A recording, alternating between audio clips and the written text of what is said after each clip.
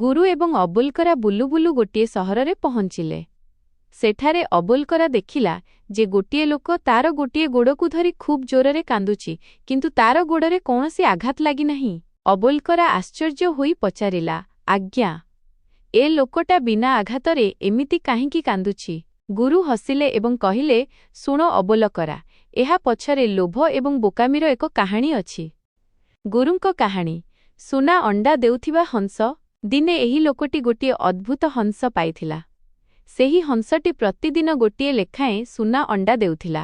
लोकटी अल्प दिनरे बहुत धनी होइगला, किंतु ता मनरे लोभ बढ़िला। से भाबिला, ए हंस पेटरे निश्चय बहुत सुना अंडा थिबो। मु जदि एकाथरके सबु अंडा बाहर करिनेबी, तेबे मु सहरर सबुठु बड़ धनी होइजिबी।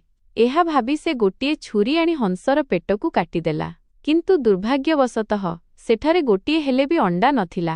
हंसटी मरीगला एवं लोकटी तार प्रतिदिनर सुना अंडा मध्य हराइला। एबे से निजर बोकामी पाई मुंड बाड़ेई कांदुछि। नीति शिक्षा।